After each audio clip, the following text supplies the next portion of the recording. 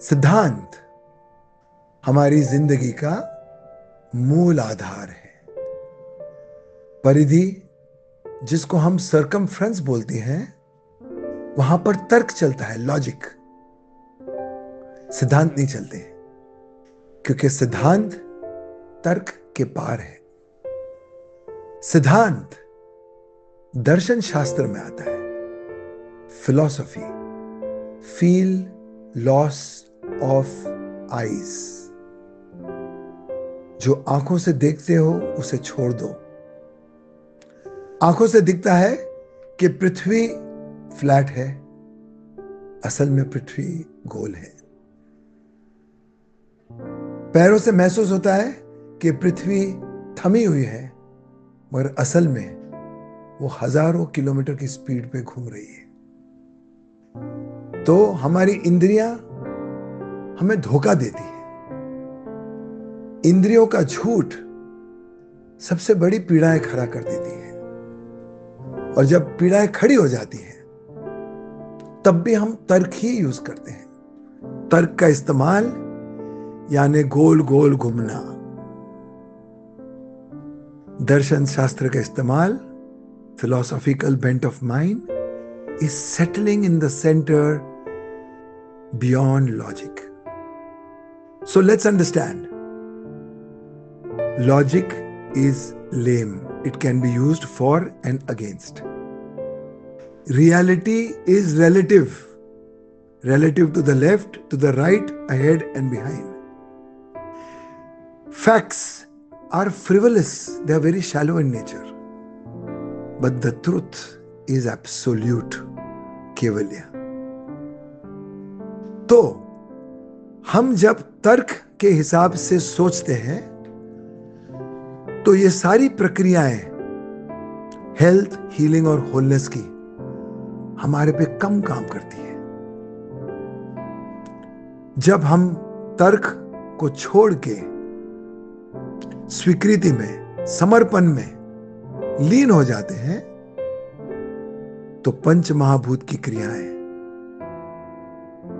धरती के धातुओं की क्रियाएं हमारे सोच, विचार और संदेह को पार करके चीरते हुए काम करती है। एक प्रवाह बनाती है, एक धारा चलती है और हमारी इंद्रियों को पॉजिटिवली, सकारात्मक रूप से उसको उत्तेजित करती है। जो निष्क्रिय जादुई क्रियाएं हैं मनुष्य की, जो उसको पुरुष बनाता है, वो शुरू हो जाती है। हर चीज अपने आप संतुलन में बैठ जाती है, सट जाती है। हमें कोई कोशिश करनी नहीं पड़ती, हमें सिर्फ अपने आप को खुला कर देना है पर्यावरण के प्रति, कुदरत के प्रति, कुदरत की क्रिया के प्रति।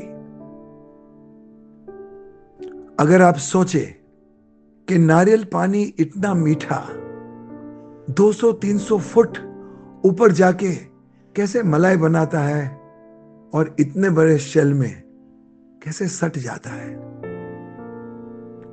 अनार को बाहर से देखो तो कैसा है, और अंदर मीठे मोती छुपे हुए हैं। हमें सिर्फ उनको खोज निकालना है, उनका सेवन करना है। पक्षियों की आवाज, धातुओं की आवाज, सागर में उठती मौजों की आवाज हमारे विचारों को, तर्क को पार करके हमें भरपूर करुणा से भर देती है, ऊर्जा से। स्वीकृति और समर्थन में हमें वो सारी ऊर्जाओं की उपलब्धि मिलती है जिसके लिए हमारे द्वार पहले बंद थे, जिसके कारण हमें पीड़ा हुई और होती है। जैसे ही नैसर्गिक क्रियाओं का एहसास और अनुभव होता है, हम विश्वास करने लग जाते हैं। अगर ये कोई बातें हमें समझा दे तो शायद हमारे पल्ले ना पड़े। अगर जब हम खुला होके उसका अनुभव करते हैं, उसकी अनुभूति में जीते हैं, तब हमें धीरे धीरे ये बारीक सी बातें समझ में आती है जो अदृश्य है, जैसे कि अनाहत नाद, नाद, पंचमहाभूत की नाद, बारिश के बूंदों की गिरने की आवाज, हवा के चलने की आवाज। हम अगर एक एक चीज पे ध्यान दें तो कचरे से ध्यान हटके हमारा ध्यान इन मोतियों की तरफ जाएगा और ये सारी चीजों की, अनमोल चीजों की उपलब्धि हमें मिलेगी। घास को देखिए, एक बड़ा सा फील्ड है और उसमें अनगिनत घास है। क्यों हम अनगिनत बोलते हैं? क्योंकि यहां से गिनना शुरू करो और जब तक गिनना खत्म हो जाए, जहां से गिनना शुरू किया था वहां पर नई घास आ जाती है। यही कुदरत का करामात है, यही कुदरत की क्रिया है। अनगिनत, असीम, अनंत, शाश्वत, सनातन। इस शाश्वत सनातन क्रिया में हम जब डुबकी लगाते हैं तो हम पूरी ऊर्जा लेके तरोताजा बाहर आते हैं। जब हम सुबह सुबह नीम को चबाते हैं, हम व्हीट ग्रास को चबाते हैं, गाजर बीटरूट का सेवन करते हैं, रतालू खाते हैं, अखरोट, तिल, मुनक्का, खजूर, गुड़,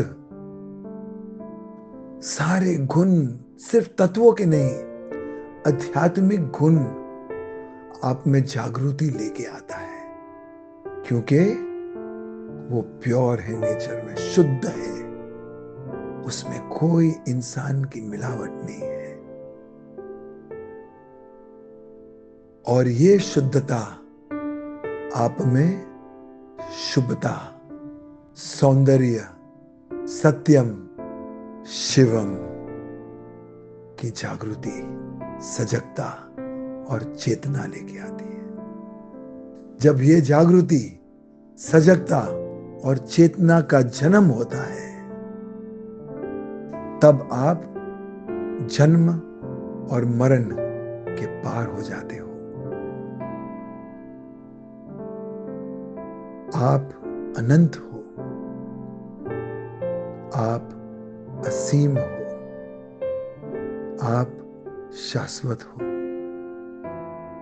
आप सनातन से जुड़े हुए हो।